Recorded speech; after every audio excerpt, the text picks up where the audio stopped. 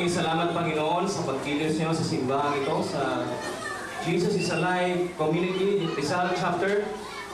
We thank you, Lord, for your faithfulness to us for the past 14 years, O God. Thank you, Lord, for blessing us in every area, O God, in every aspect of our lives, O Lord. And even today, you are continually blessing each one of us, O God. We bless you, Father. And we continue to invite the presence of the Holy Spirit in our midst this morning, O Lord. We celebrate your goodness. We celebrate your faithfulness, O God. We celebrate your presence, O God. We bless you, Father. We honor you, O God. We give you thanks and praise. This we pray in Jesus' name. Amen. Excited ba kayo? Baka hindi kayo masaya? Palakpakan na natin ang ating Diyos. Pinakalakas sa palakpak para sa Panginoon.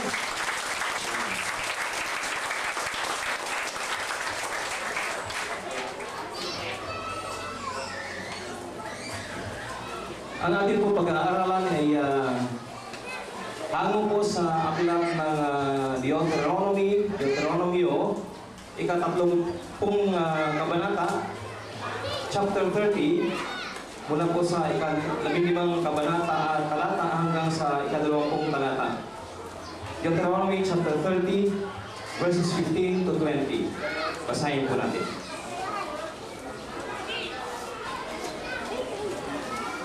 Ang sabi po dito, See, I have set before you today life and good, death and evil. In that I command you today to love the Lord your God, to walk in His ways and to keep His commandments, His statutes and His judgments, that you may live and multiply. And the Lord your God will bless you in the land which you go to possess.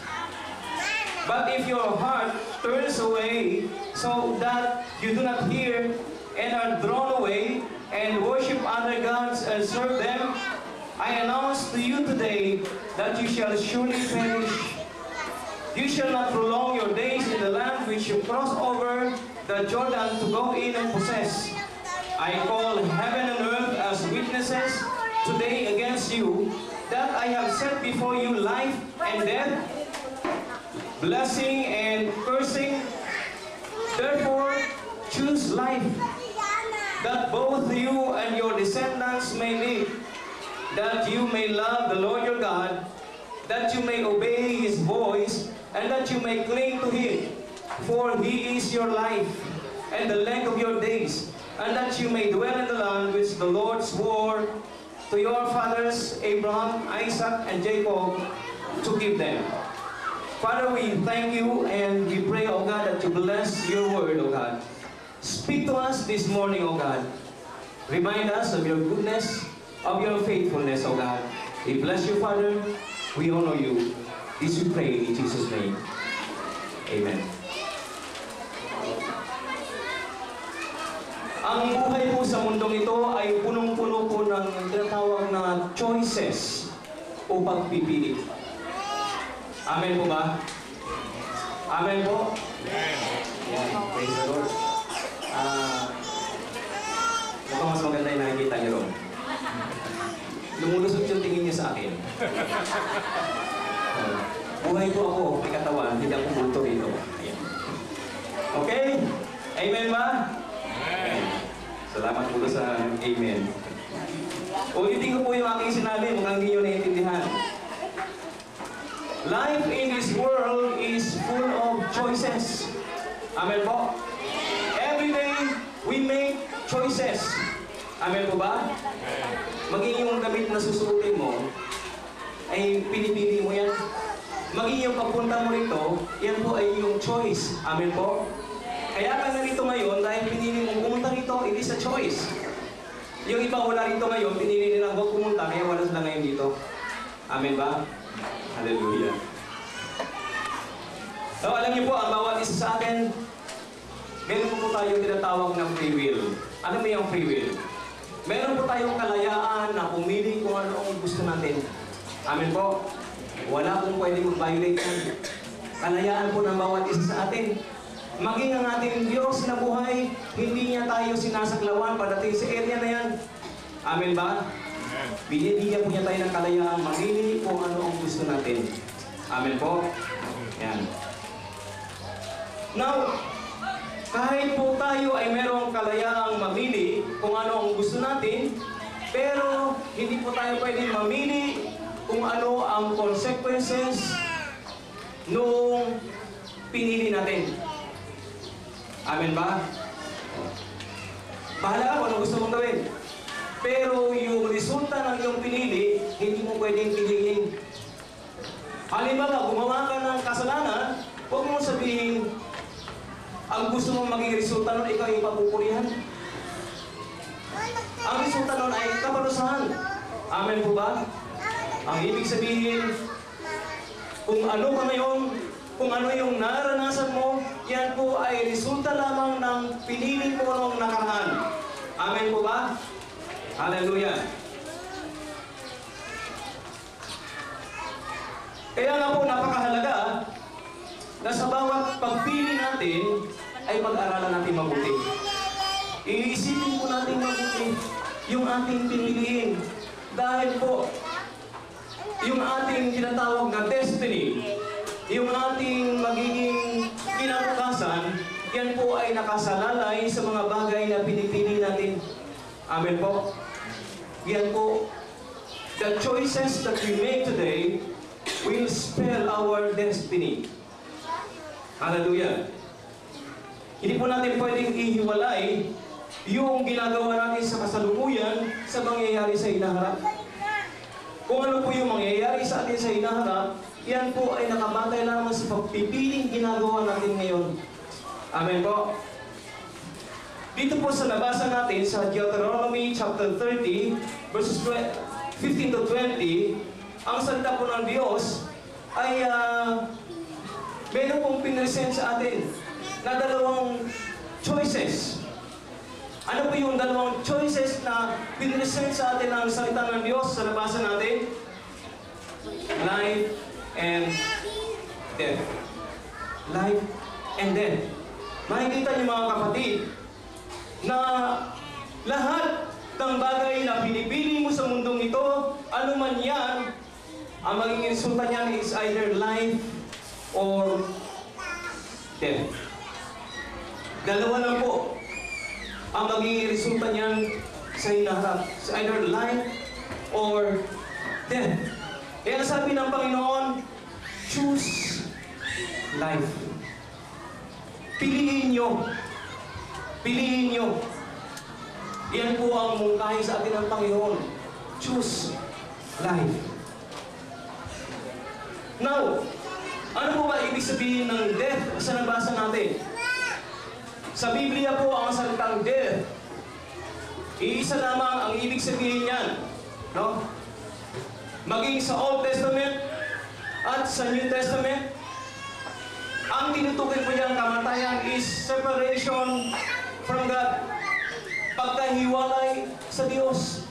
Yan po ang pinaka-ultimate na kamatayan na pwedeng danasin ng isang tao, yung mawalay siya sa presensya ng Diyos.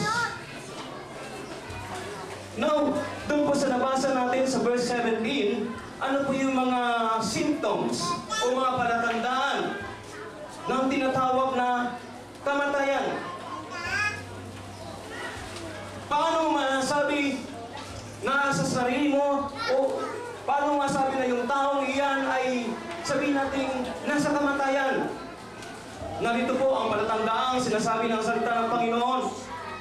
If your heart turns away, kapag ka ang puso mo ay malayo sa Diyos, ang ibig sabihin, ikaw ay nasa kamatayan. Ang ibig sabihin pala, ang kamatayan, iyan po ay nagsisimula sa kondisyon ng puso. Kaya mga kapatid, ingatan nyo ang inyong puso. Amen po. Take good care of your heart. Palagi nyong tingnan yan. Ikaw ba ay malapit pa sa Panginoon o malayo ka na sa Diyos? Sa paanong kaparaanan? Eh kapag wala ka ng ganang makinig,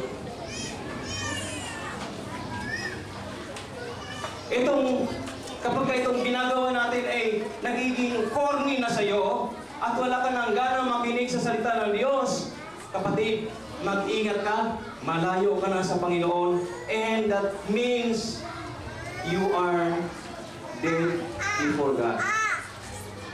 A person who is dead before God is a person who has no relationship with God. Malayo ang loob niya sa Panginoon. Ano pa? You are drawn away. Palayo ka ng palayo sa Panginoon. Kung halimbawa, ang gusto ng Panginoon ay dito ka sa direksyon na ito tumungo, at ikaw naman ay sa kabilang direksyon pumupunta, kapatid, mag-ingat ka. You are heading for them. Parang sabi pa doon sa verse 17, when you worship other gods to serve them, then you are dead before God. You are separated before God. Ang sabi sa Biblia, our God is a jealous God. Silosong Diyos ang ating Panginoon. Amen po. Meron po siya karapatan magselos. Kung halimbawa sa halip na siya ang mahalin mo ng buong puso mo, ng buong pag-iisip mo, ng buong lakas mo, ng buong kaluluwa mo, sa halip na ang Panginoon lamang ibigin mo ay meron kang higit na iniibig is sa ating Panginoon. Delikado yan. Maaari ang tintahan mo ay tungo sa kamatayan. Amen po. Hallelujah. Minsan po, nakakalungkot marinig, hindi mo nakikita ang isang kapatid sa pananambahan o sa simbahan sa araw ng linggo. Alam niyo po, nagdaan ng isang araw ang Panginoon sa bawat isa sa atin, na yung araw na yan ay ialay natin sa Diyos para makapanambahan tayo. Pero nakakalungkot, minsan may marinig ka, nasaan ba yung kapatid natin na ganyan? O si kapatid natin na ganun? Eh, wala po, pastor. Pumasok po ng trabaho.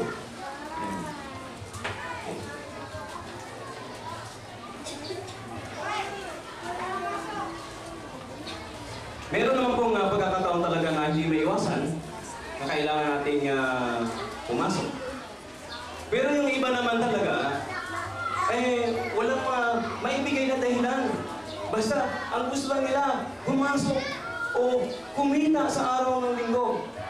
Patawarin niyo po ako, mahal ko kayo, pero gusto ko po sabihin sa inyo nais sabihin ng Panginoon. Amen po. Yan po nais ng Panginoon. Sa loob po ng 7 araw, 6 na araw na nabinigay sa atin ng Panginoon. Bakit naman yung pang-7, kukunin mo pa? Ibigay po natin ang para sa Panginoon. Amen po ba? Minsan, merong nagtanong sa Panginoon, mga Pariseo, mga Eskriba. Sabi nila, Guro, nararapat po ba na kami magbigay ng buwis sa pamahalaan? Gusto nilang hulihin ng Panginoon doon. Sabi ng Panginoon, bigyan niyo ako ng isang denaryo. Nung binigay siya, sabi niya, kayo bang mukha ang nandiyan sa denaryo? Cesar po. Ang sagot ng Panginoon, ibigay niyo kay Cesar ang para kay Cesar at ibigay niyo sa Diyos ang para sa Diyos. Amen po. Yan pong nire-require ang Panginoon sa atin. Binibigay po ba natin? Kung hindi po natin binibigay, nagkakasala po tayo sa Panginoon. Amen po. Hallelujah. Hallelujah.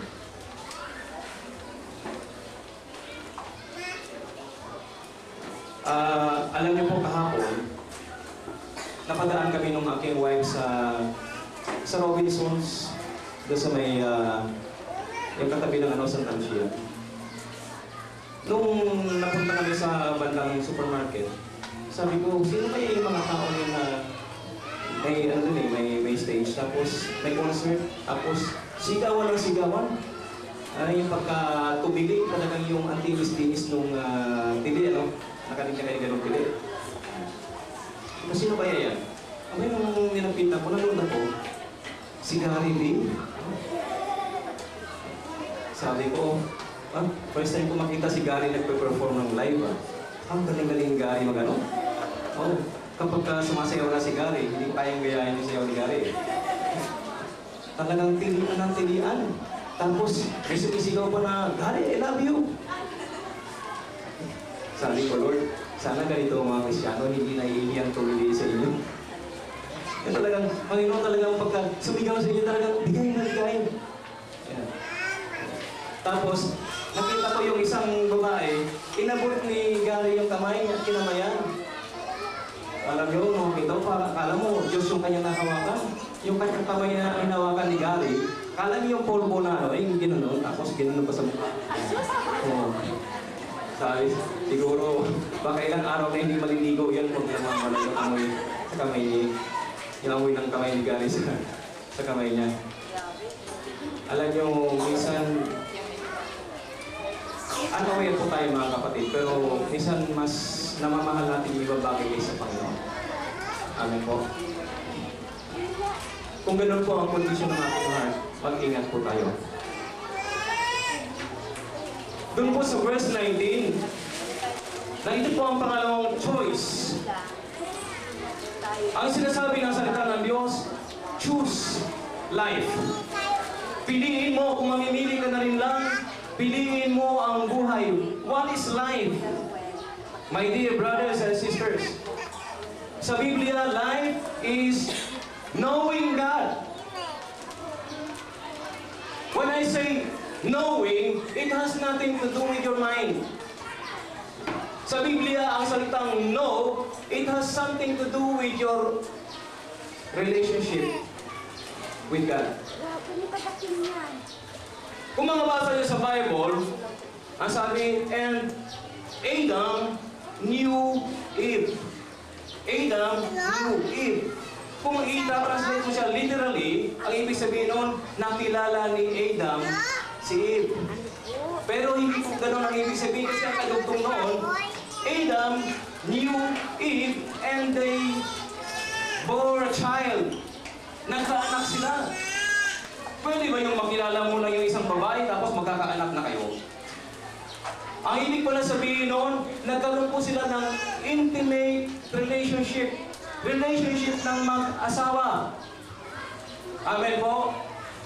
Ganun pala ang uri ng relationship na nais ng Panginoon na ibigay natin parang mag-asawa. Ibig sabihin, walang inhibitions, walang nakatago.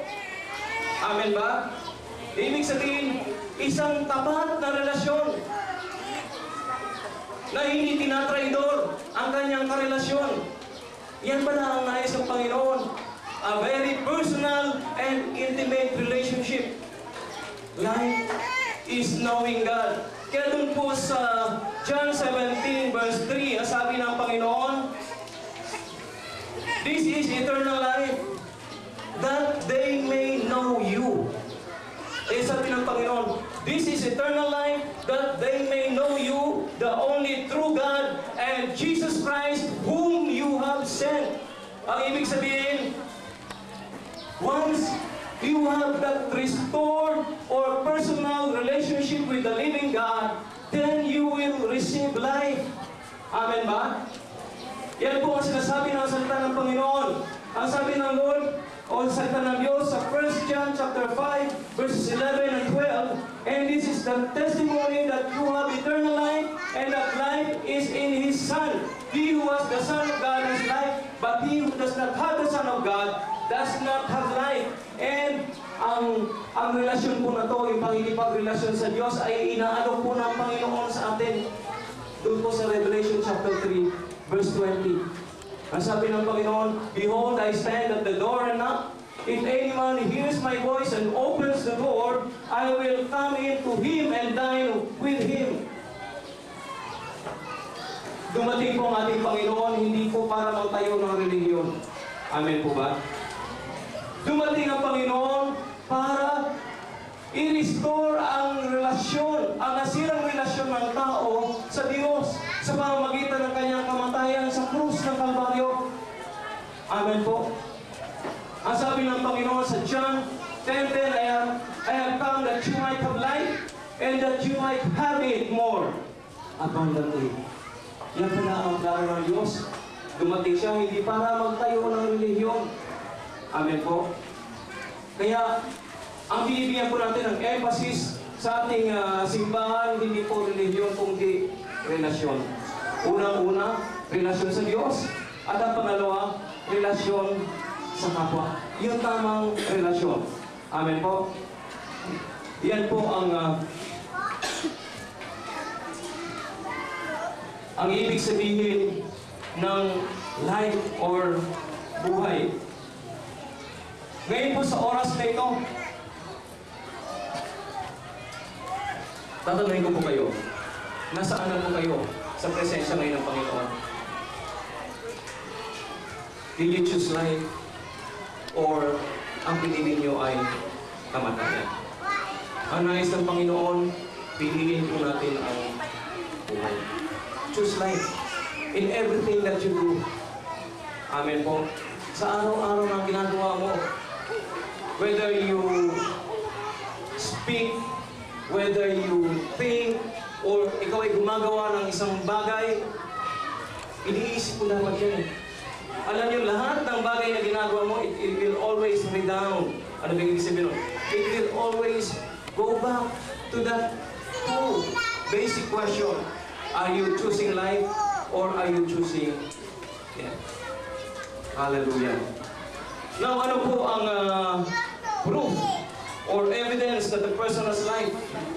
Ang sabi po rito, He is loving the Lord our God. Doon po sa verse 16. How? By walking in His ways. Sa paglakad sa mga kaparaanan o sa daan na nais ng Diyos na tahakin natin. Pangalawa, by keeping His commandments, His statutes, and His judgments. Utos niya yung batas at ang kahatulan ng Diyos. Kung yan daw po ang ating ginagawa, tayo ay lumalakad o minamahal natin ang ating Panginoon. Yan po ang sinasabi niya sa John 14:21, He who has my commandments and keeps them, he it is who loves me. Ganun pala ang sabi natin, sukatan ng pagmamahal sa Diyos kapag ginagawa natin ang pinagagawa ng Panginoon sa atin. Kapag sinusunod natin ang sinasabi ng Kanyang salita sa Biblia, yan po ang palatandaan na mahal po natin ang ating Panginoon. Ulitin po natin, basahin yung verses 19 and 20. 28 verses 19 and 20. Ang sabi po dyan, I call heaven and earth as witnesses today against you, that I have set before you life and death, blessing and cursing. Therefore choose life, that both you and your descendants may live. Verse 20, that you may love the Lord your God, that you may obey His voice, and that you may cling to Him, for He is your life. Cling. Kumapit na po tayo. Manatili tayo sa Panginoon. Alam niyo po yan, sinasabi doon sa John chapter 15, sabi ng Lord, abide in me, for without me, you can do nothing. Manatili tayo sa ating Diyos. Manatili tayong sumusunod. Manatili tayong nakikinig. Manatili tayong nagmamahal sa ating Panginoon. Amen po ba? Yan po ang ibig sabihin ng manatili sa ating Panginoon. Then, kapag pinili po natin ang buhay, what would be the result? Ang resulta po ay goodness and prosperity. Pangako po ito ng Panginoon and blessing. Sa pagsunod sa Panginoon, there is blessing. Kapag nasa presensya ka ng Panginoon, there is prosperity. Amen po ba?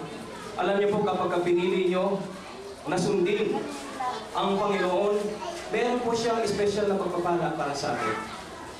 Meron pa akong ikwento sa inyo. Dito po ako magwawakas.